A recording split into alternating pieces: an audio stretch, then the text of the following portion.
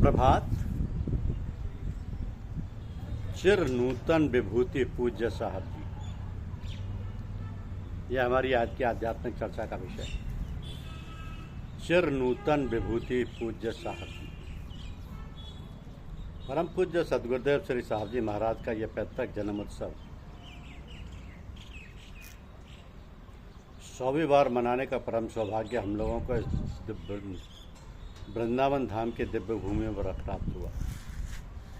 ज्ञातव्य है कि क्वार मास के कृष्ण पक्ष की तिथि पंचमी संवत 2064 विक्रमाब्द को परम पूज्य श्री साहब जी ने अपने शरीर के 99 वर्ष पूर्ण कर लिए थे और 100वें वर्ष का शुभारंभ कर रहे थे। हम इस महोत्सव को शताब्दी शुभारंभ समारोह मनाकर सानंद सागर में स्नान कर रहे थे और परमपिता परमात्मा से निरंतर ही प्रार्थना करते थे कि हे प्रभु, चिरकाल तक श्री साहब जी का शरीर पूर्णतः स्वस्थ एवं सुरक्षित रहे, जिससे कि हम सब लोगों को सदैव सदैव ऐसा अवसर प्राप्त होता है और ये शुभ अनुभव करते रहें। इस पवित्र वृंदावन धाम में ये महोत्सव मनाया जा गया।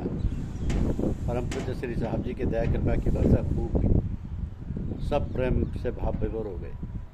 परम पूज्य साहब जी की दया कृपा की अनुभूति सभी को हुई। उनके दीर्घायु होने के परमपिता परमात्मा से सबने प्रार्थना की।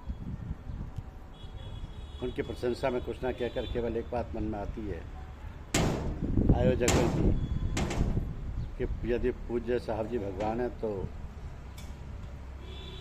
आयोजक गण हरिजन है, तब तो स्वतः ही अंतर से ध्वनि होती है कि पूजन हरि से हेत कर हरिजन से हेत, माल मुलक हरि देत है, हरिजन हरि ही देत।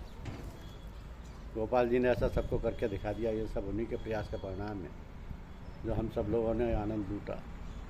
राम से अधिक राम का दासा, यदा यदा ही धर्मस्य ग्लानिर्भवति भारत, अभ्युत्थानम धर्मस्य तदात्मानां सृजाम्यहम्, परित्राणाय साधूनां विनाशाय च दुष्कृताम्, धर्म संस्थापनाय संभवानी युगे युगे।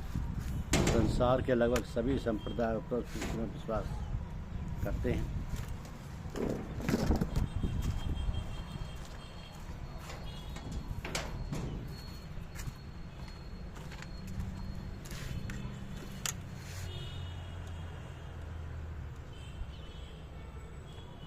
विश्वास करते हैं और किसी न किसी रूप में इसका प्रतिपादन करते हैं।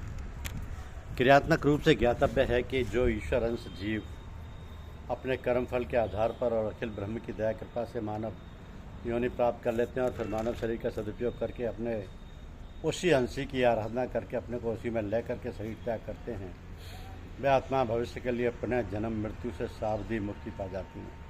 उन्हीं मुक्त आत्माओं को पूर्व जीवन मुक्त आत्मा कहा जाता है। वे आत्मा अपनी मुक्ति की अवधि के आधार पर क्रम से ऊपर के लोकों भू भुव स्वयं महम जन तपे और सत्य में अपनी पहुंच निश्चित करती हैं। परंतु इन लय अवस्था वाली आत्माओं को पहुंच छठे लोक यानी तपे तक ही होती है और अवधि समाप्त होने पर यह आत्मा अपने संसार में जन्म मृत्यु के चक्कर लगाने लगती है, जबकि विलयावस्था वाली आत्मा 7वें लोक सत्यम में पहुंचकर अपने अंशी में पूर्णतया विलय हो जाती हैं और पुनः कभी जन्म मृत्यु के चक्कर में नहीं पड़ती।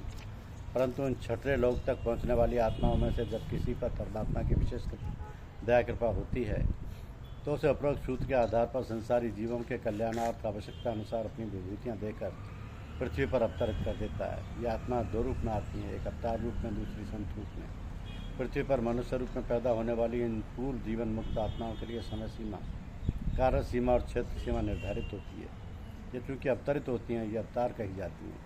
भगवान अपनी शक्तियाँ देकर भेजता है तो भगवान कही जाती हैं। इनमें से जो अपने दायित्व को उस परम ब्रह्म के निर्देशानुसार पूर्णतः निर्वहन करता है और जब वह पूर्ण पार ब्रह्म उस आत्मा के कार्य से पूर्ण संतुष्ट व प्रसन्न होता है तो उसे विलयावस्था प्राप्त हो जाती है। ऐसी आत्माओं में से राम, कृष्ण, ईसा, मोहम्मद, संत कबीर, तुलसी, नानक, स्वामी रामकृष्ण परमहंस, ऋषि दयानंद, स्वामी सद्दानंद, भीष्म, महाराजा गोपीचंद इत्यादि और हमारे पूज्य गुरुदेव श्री साहब जी महाराज हैं।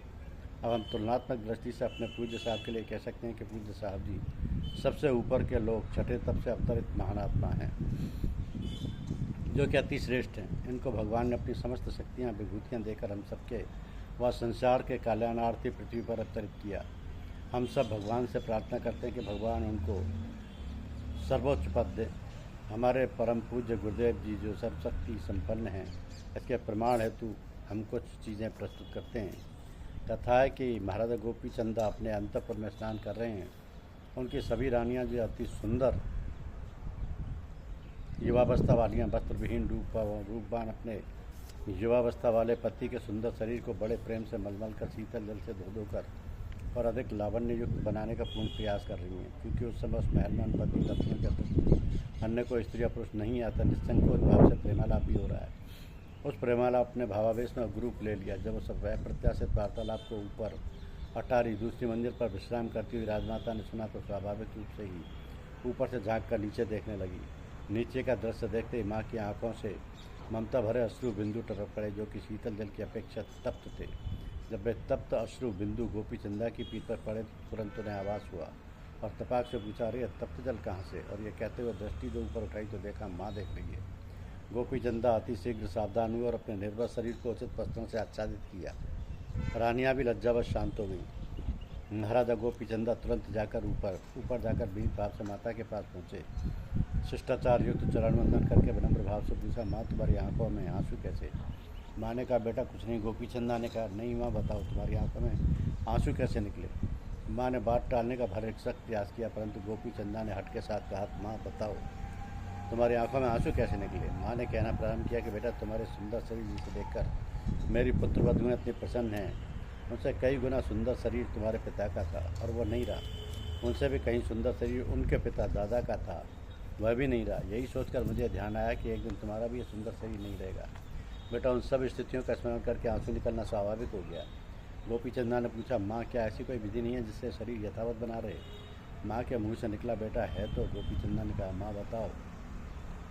माँ ने कहा, बेटा यह किसी भी दशा में नहीं बताऊंगी। गोपी चंदा ने तलवार उठा ली और कहा, आत्महत्या कर लूँगा। परिस्थिति को देख परिस्थिति को देखकर बस समझकर माँ ने कहा, बेटा योगी हो जा। गोपी चंदा ने उसी क्षण राजसी वस्त्र उतार दिए। राज्य दरबार राजमहल सुंदर रानियां तथा अन्य सभी को तुरंत त्याग कर शरीर को यथावत रखने के उद्देश्य से पूर्ण रूपेण त्याग मूर्ति बनकर योग धारण कर लिया। तो महर्षि महापुरुषों ने ब्रह्मचर्य शब्द के दो अर्थ प्रस्तुत किए। पहला ब्रह्मम आचरितम स ब्रह्मचारी, अर्थात जो निरंतर ब्रह्म में अपने को लेकर के आचरण करता है वो ब्रह्मचारी है। दूसरा इस सूत्र का मानता है कि वीर्य ही ब्रह्म है, ब्रह्म ही वीर्य है, और इसी श्रद्धा व विश्वास के साथ वीर्य का रक्षण करता है, वह भी ब्रह्मचारी है। ऐसे महापुरुषों की 4 दशाएं बताई जाती हैं। उनकी उपलब्धियां भी उसी प्रकार हैं। पहली, जो 24 वर्ष की आयु तक वीर्य को सुरक्षित रखकर ब्रह्मचर्य व्रत का पालन करे, वह अधम श्रेणी का ब्रह्मचारी और 100 वर्षों तक जीवित रहे। ऐसा ब्रह्मचारी अपने नाम के पहले श्री लिखने का अधिकारी है। द्वितीय, जो 26 वर्ष तक अपने वीर्य की विधिवत रक्षा करे, वह प्रथम श्रेणी वो मध्यम श्रेणी का ब्रह्मचारी और 200 वर्ष तक जीवित रहे। ऐसा ब्रह्मचारी अपने नाम के पूर्व 2 श्री लिखवाने का अधिकारी है। तृतीय, जो 48 वर्ष तक अपने में वीर्य को विधिवत सुरक्षित रखे तथा वह पूर्ण ब्रह्मचारी कहा जाता है और वह 400 वर्ष तक जीवित रह सकता है। तथा चूँकि उसने तीनों अवधियाँ 24, 36, 48 पार कर ली, जिनका योग 108 होता है, तो वह व्यक्ति अपने नाम से पहले 108 श्री लिखवाने का अधिकारी है और वही 108 दाने की माला पहनने का अधिकारी है, क्योंकि वह माला इस बात की प्रतीक है कि मैंने 48 वर्ष तक विधिवत अपने वीर्य की रक्षा की और मैं पूर्ण ब्रह्मचारी हूँ।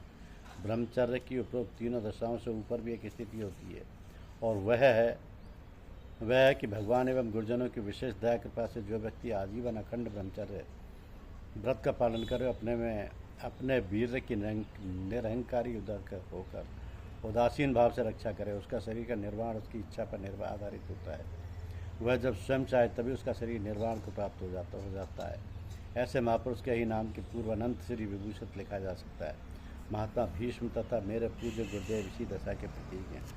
महाभारत में एक कथा आती है। जब महाभारत युद्ध समाप्त हो गया, महाराजा युधिष्ठिर राजा हो गए, शासन व्यवस्था सुचारू रूप से चलने लगी, तब एक दिन महाराजा युधिष्ठिर ने विनयपूर्वक भगवान श्री कृष्ण से कहा कि हे भगवान, हे केशव, हे माधव, एक बार ये गीता मुझे पुनः सुनाने की कृपा करें, जो आपने युद्ध क्षेत्र में प्रथम दिन गांडीवधारी अर्जुन के रथ पर बैठकर बखान की थी। भगवान श्री कृष्ण ने शांत भाव से असमर्थता व्यक्त करते हुए कहा, हे राजन, न शक्यम तन्मया भूपश्य तस्तता वक्तुम से शतम पर ही ब्रह्म कथितम योग युक्तेन तन्मया। वो सबका सब उसी रूप में फिर दोहरा देना अब मेरे लिए बस की बात नहीं। उस समय मैंने योग युक्त होकर परमात्म तत्व का वर्णन किया था। जब कोई महापुरुष और परमपिता परमात्मा से योग करके सर्वभूते हित रहे, भूते हित रथ की भावना से सदुपदेश करता है तो उसकी वाणी परमात्मा की वाणी होती है। शब्द रूप में परमात्मा ही सार्वजनिक रूप से सर्वजन हितकारी सिद्ध होता है। हमारे परम पूज्य गुरुदेव श्री साहब जी महाराज तो निरंतर इसी दशा में रहते। उनके मुख से जो शब्द निकलते वो परमात्मा के ही शब्द होते। अतः उन्हें हम सर्व समर्थ सदगुरु संत कहते हैं और ये कहना चाहते हैं कि परम पूज्य गुरुदेव श्री साहब जी महाराज महाराजा गोपीचंदा जैसे विरक्त योगी हैं, महात्मा भीष्म जैसे अखंड ब्रह्मचारी हैं और भगवान श्री कृष्ण जैसे निष्काम योगी हैं। वे जब तक चाहें अपने शरीर को यथावत पूर्ण सुरक्षित रखने के लिए सर्वथा समर्थ हैं। हम सब मिलकर उन्हीं से ही प्रार्थना करें कि वे अपने शरीर को सदैव स्वस्थ व सुरक्षित रखें। हालांकि अब वो शरीर को त्याग चुके हैं, स्थूल शरीर उन्होंने त्याग दिया है, लेकिन वो कारण शरीर में अभी भी आश्रम में उपस्थित हैं और वो हम सबका विश्वास है कि वो प्राणी मात्र का सदैव कल्याण करते रहेंगे। पूज्य साहब जी की हम सबकी प्रार्थना सुनकर इसी तरह अपनी जागरूकता बरताते रहें। धन्यवाद। ओम शांति।